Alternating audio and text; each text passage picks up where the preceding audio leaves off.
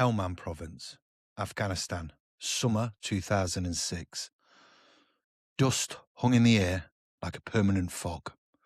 Heat radiated off the ground in waves. Every step felt heavy. Every silence felt loaded. This was no ordinary deployment. This was the early phase of one of Britain's most brutal modern campaigns. And in the middle of it stood Corporal Bryan Budd of the Parachute Regiment. An NCO, a leader forged through years of soldiering, and a man whose reputation wasn't built on words, but on actions. Budd wasn't a headline chaser. He wasn't loud. He didn't need to be. Among the paras, respect isn't given, it's earned, and Budd had earned it the hard way.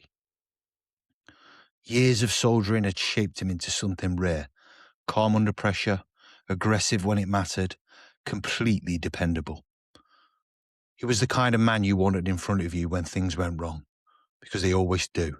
And in Helmand, they went wrong a lot. The mission was to stabilise areas that had fallen under Taliban control. But the reality on the ground was chaos. British troops were spread thin, outnumbered, outgunned in places, operating from isolated compounds, often surrounded. The Taliban weren't amateurs. They knew the ground. They used irrigation ditches, compounds, tree lines. They hit fast from multiple angles, then disappeared. Ambushes were common, and they were deadly. On the 27th of August 2006, Budd and his men moved out of their patrol near Sangin. It started quietly, too quietly, then contact. Gunfire erupted from multiple positions. The patrol was caught in a deliberate, well-planned ambush. Rounds snapped overhead, dust kicked up around them. The enemy had the advantage: position, surprise, and firepower. This is where most fights are lost. That split second when confusion sets in, when momentum swings to the enemy. Budd didn't let that happen. He moved forward, not backwards, not sideways, but forward, across open ground, under direct fire. He began issuing orders, clear, sharp, controlled, returning fire, directing arcs, regaining control. His aggression did something critical. It disrupted the ambush. The Taliban expected hesitation. Instead, they got pressure, and pressure breaks plans. Budd just stabilised the situation. He escalated it. He pushed toward the enemy positions, through compounds, through cover, closing distance. Close combat isn't clean, it's fast, violent, chaotic. Grenades, rifle bursts, movement room to room. Budd led it all from the front. Not behind his men, not from a safe position, right at the point of contact. The enemy began to falter. Positions were overrun. Tears broke and fled. The ambush had failed, but Budd wasn't finished. At this point, many would consolidate, reorg, treat casualties, call in support. Budd assessed the ground. There were still enemy fighters in the area, still a threat. And he made a decision that defines leadership. He chose to go again, not because he had to, because he knew what would happen if he didn't. The Taliban will regroup, reset, hit again. So he stepped forward for a second engagement. Fatigue was setting in, adrenaline was wearing off. The heat was relentless. Then it happened again. Contact. This time closer, heavier, more dangerous. The patrol came under intense fire at short range. Men were pinned down. The situation was seconds from collapse. And Budd moved forward, alone.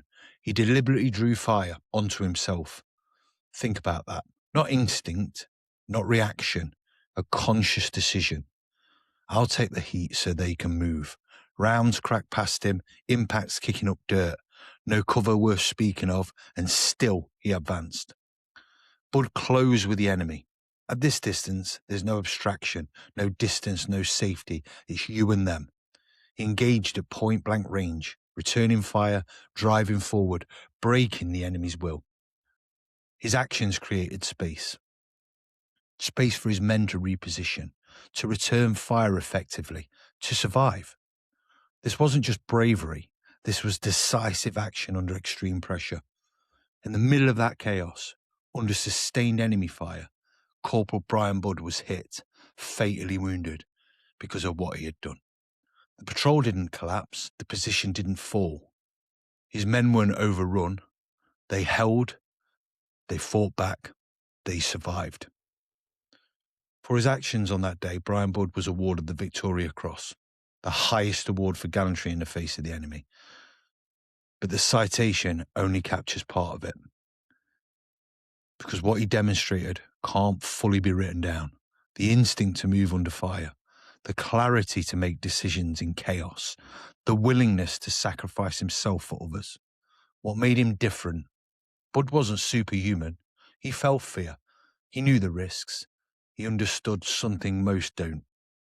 Courage is a decision, and he made that decision again and again when it mattered most. The legacy. In military circles, names like Budd don't fade. They're remembered in stories, in training, in quiet conversations before missions, because they set the standard, not just of bravery, but of leadership. Leadership isn't rank. It isn't shouting orders. It isn't standing at the back. It's this: moving first, taking responsibility, carrying the weight when it counts. Budd didn't tell his men to go forward. He showed them how. Why this story matters? Because nothing about this is outdated. Pressure, chaos, fear, responsibility. Those things exist everywhere, not just on the battlefield. And the lesson holds. When things fall apart, when the pressure hits, when people look for direction, someone has to step forward. Not because it's easy, not because it's necessary. Corporal Bryan Budd didn't wait for courage to find him. He chose it twice. And in doing so, he gave everything so others could walk away. Corporal Bryan Budd, VC.